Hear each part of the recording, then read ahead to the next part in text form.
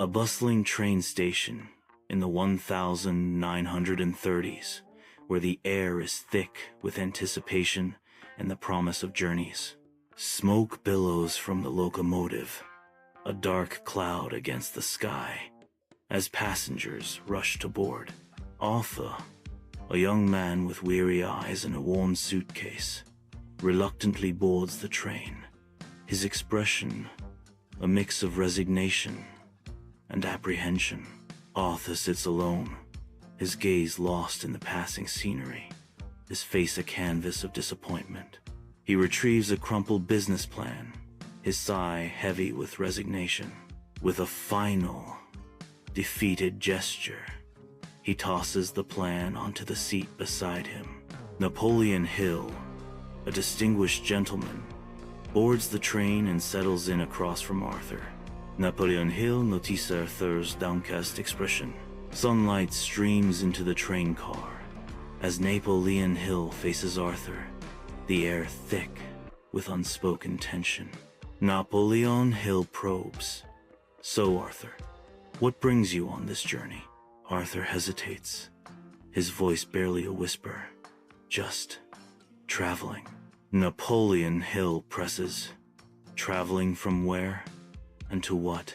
Arthur sighs, defeated. "From one failed business venture to the next, I suppose. I am thinking of giving up." Napoleon Hill sits across from Arthur, the rhythmic clatter of the train accompanying their intense discussion. Napoleon Hill declares with conviction, "Whatever the mind can conceive and believe, it can achieve." Arthur looks up, intrigued by Napoleon Hill's words. Arthur sits opposite Hill, his gaze fixed out the window, a storm of worry brewing within. "I don't know, Hill. The economic climate is so difficult, and I just don't have the resources." Hill responds with unwavering optimism. "Every adversity, every failure, every heartache carries with it the seed of an equal or greater benefit." Arthur sits across from Hill, his face etched with contemplation. "How can I find the seed of benefit in my failures?" Arthur asks, seeking guidance. Hill responds with measured wisdom. "Analyze your mistakes, learn from them, and develop a clear vision for the future."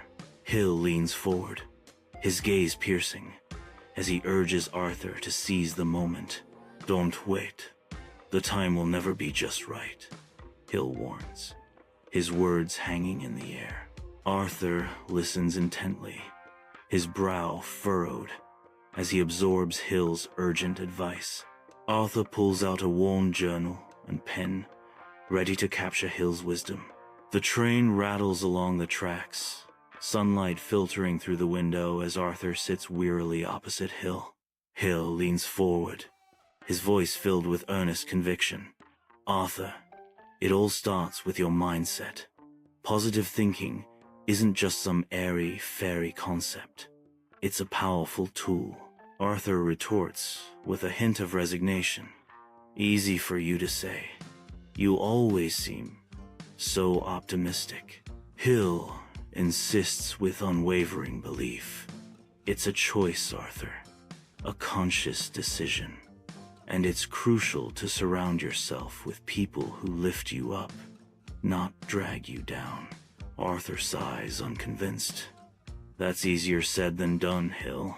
Hill urges with gentle persistence. "I know it is, but it's worth the effort. Cut out the negativity, seek out the light. You'll be amazed at the difference it makes." Hill recounts tales of entrepreneurs who defied the odds and achieved greatness. I listen intently, each story igniting a spark of hope within me. The rhythmic clatter of the train fades as I begin to believe in myself again. Arthur and Hill sit facing each other, the train's rhythm setting the pace for their discussion. Arthur shares his business ideas with Hill. Hill listens intently, offering wisdom and guidance. Sunlight streams through the train window, illuminating the air. Arthur sits absorbed, sketching business plans in his journal. His eyes sparkle with renewed enthusiasm. Bathed in the warm hues of the setting sun, Arthur turns to Hill, a silent thank you forming on his lips. The train car is filled with a golden light. Hill smiles warmly, his eyes crinkling, offering Arthur encouragement. Never give up on your dreams, Arthur. Remember the power within yourself. The rhythmic clatter of the train underscores their conversation. Arthur and Hill clasp hands one last time as the train begins to decelerate.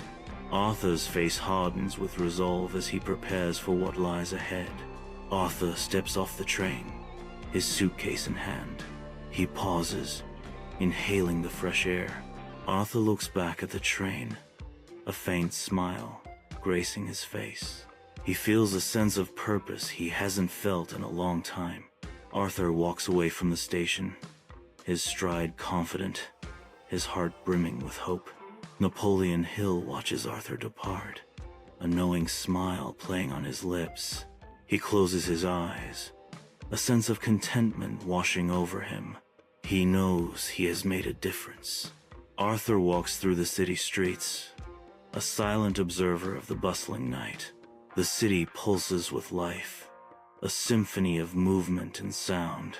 Opportunities shimmer like mirages in the neon glow, promising untold possibilities.